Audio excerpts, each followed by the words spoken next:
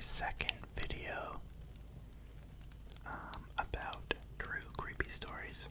These videos are found on Reddit under the subreddit r/letsnotmeet, where people just like you and me go there and write about true creepy things that have happened to them in their lives.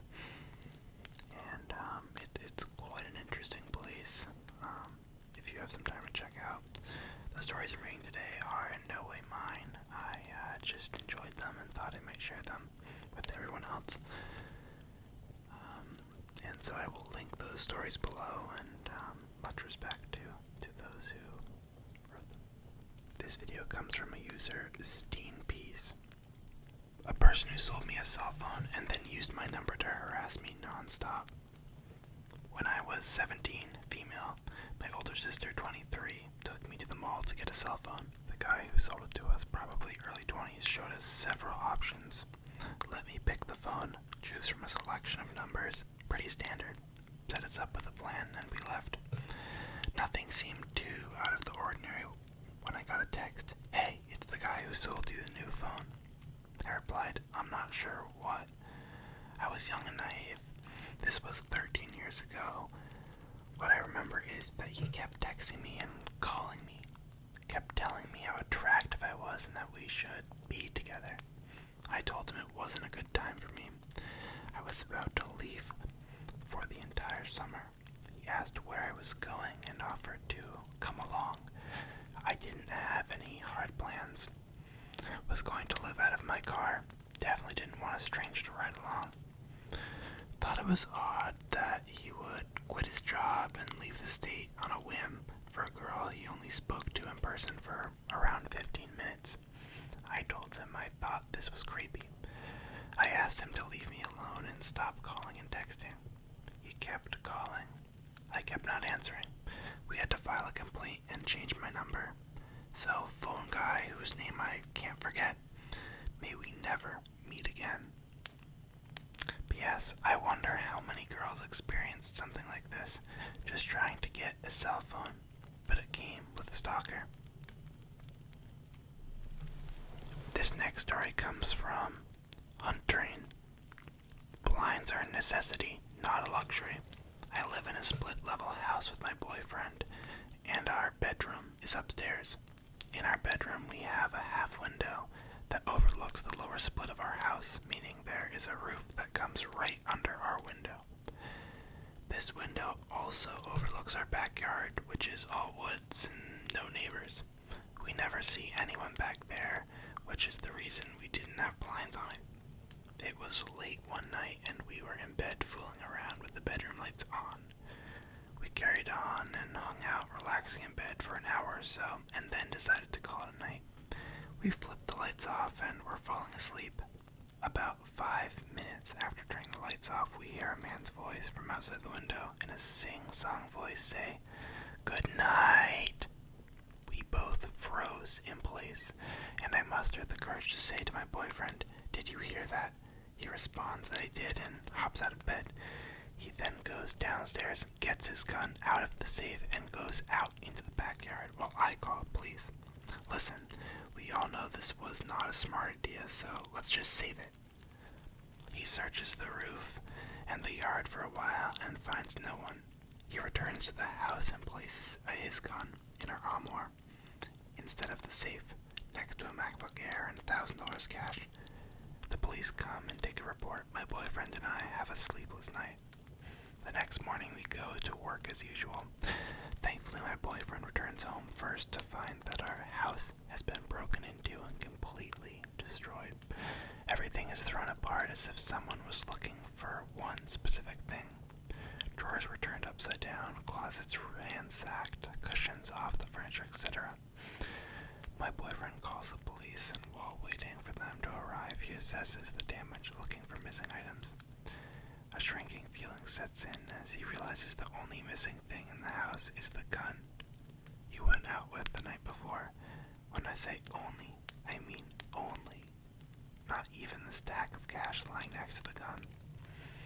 After this happened, we got security cameras, motion sensor lights, and on the outside of our house, and blinds.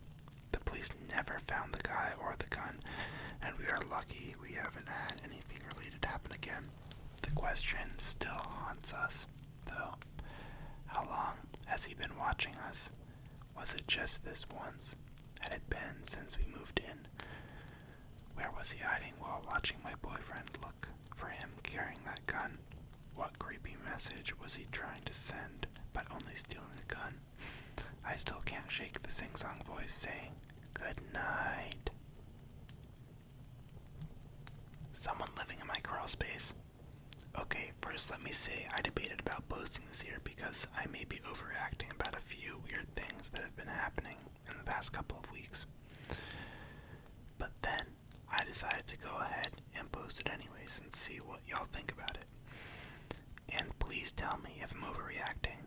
I won't be offended at all if anyone tells me that I'm just being silly.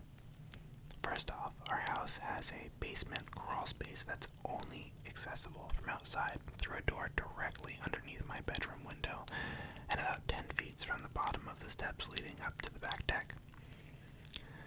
It's a fairly large space, dirt floor and concrete walls, clean and plenty big enough for a grown man to stand up in. Until recently, it was half full of junk, mostly from our kitchen renovation, like paint cans and equipment and extra floor tiles and such, and it had a padlock on it. We asked our yard guy to do some extra work and clean it out completely. And when it was empty, we didn't bother putting a lock back on it. It has a sliding bolt on it that just keeps it closed, in addition to this little loop thingy, and you put the padlock on, so we just slid the bolt and called it good. There was absolutely nothing in it, so there was no point to locking it. A couple weeks ago, my boyfriend was out on the back deck emptying the recycling bins, and he noticed the door was open. Someone would have to have done that, as the sliding bolt is a bit rusty and wouldn't easily just come open, and certainly wouldn't have opened all on its own. He went and checked it out. Nobody was there. Still completely empty.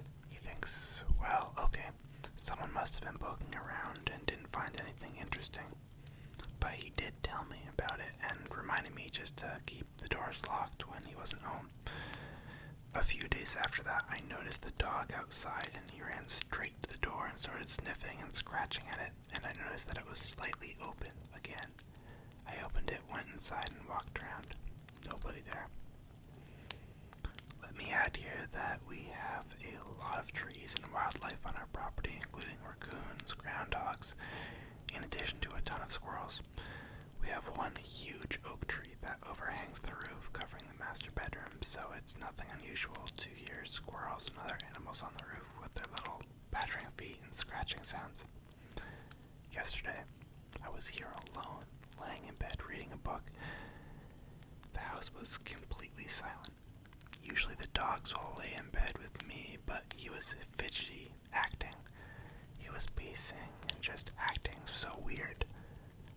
I was hearing the usual late afternoon squirrels or whatever on the roof, but then I hear a noise that is clearly the Crawlspace door creaking open. It's directly underneath the window to my right, so I stand up and creep over to the window, crack the shades a tiny bit to peek out, and I see a guy starting up the steps to the back deck, just having exited the Crawlspace. I immediately say, "Oh fuck no," drop the shades and headed up the hall directly to the door he was heading for to confront him. At that same moment, my dog went nuts, barking and beat me to the door. But he was nowhere in sight when I got there. I only saw him through the window for a second, and I only saw him from the back as he was heading up the steps. He was wearing a ball cap, so I couldn't even have said what color his hair was. I'm guessing my dog scared him away, but what the fuck was he doing walking up my porch in broad daylight with someone obviously home if he hadn't planned on knocking on the door? And no one would knock on the door because it was the back door. People come to the front to knock, not walk all the way around to the back in the trees and stuff. I waited a few minutes and then got my pepper spray out of my purse and went to investigate. Sure enough, the Crawlspace door was open again. No one inside. When my boyfriend got home, he put the padlock back on it, and he got my gun out of the safe where it had been for years, and insisted I keep it under the mattress on my side of the bed. I only agreed to do that after he loaded it with that rat shot because I didn't think I could shoot a human being, not even in self-defense, and rat shot won't do much more than scare someone with the noise of the gunshot. He was highly pissed at me, and I went by myself into the basement to check things out, but I'm more angry than frightened. I don't know if I'm overreacting, that just because someone had been inside the basement a few times, I automatically assume that the man I saw was responsible and meant harm. I'm fairly certain he did come from there, though, because I definitely heard the door open just seconds before I saw him on the steps. When it locked up now, though, if someone had been routinely in and out, that will stop. Like I said, I just don't know if I'm freaking out over nothing. I'm keeping my doors locked just in case. This story comes from Kilso46. Man watches me from a vent. This story gives me chills and the sole reason why I'm terrified of using public restrooms. I was at an indoor sports center with my family. My family and I were there to support and cheer on my brother, who was playing soccer. I was sitting in the stands and told my mom I had to pee. She immediately grabbed my hand and was ready to go. I told my mom I wanted to go alone, and she quickly responded and said, "Are you sure?" with a surprised look on her face. This is an important detail because it highlights how young I was. I cannot remember my exact age, however I remember that this was my first time asking to go to a public restroom alone without my mom holding my hand and making sure I got there and back safely. Anyways, this was a big step for me, and my mom trusted me and let me go ahead without her. So here's the most creepy and traumatizing part of the story. I walk into the bathroom. It's extremely quiet considering there is nobody in close proximity, so quiet you could hear a pin drop. There are 4 stalls. I immediately go into one of the stalls. I pull down my pants and sit on the toilet and start to pee. I then hear the slightest yet subtle noise. I know exactly where the noise is located, directly above me. Immediately I feel like something is off and that I'm not alone. I felt a wave of darkness rush through me. My head slowly looks up towards the noise, and I see a man. The man is looking directly at me. He is in the vent that is directly above me in the toilet I'm sitting on. However, the vent cover is completely removed. He is looking through an empty square hole in the ceiling. He clearly removed the cover himself, making his view of me more visible. The man is looking down at me, no clear expression on his face, but he doesn't move. We lock eyes. I then look away from the man towards the door. There are 2 options that run through my child mind. Pretend I don't see him. Maybe he'll believe me if I act casual. 2, run. I decide to go with option 1. I think to myself, okay, just act natural. It's gonna be okay. Remain calm. I then think to myself, what the fuck are you doing? Get out of here.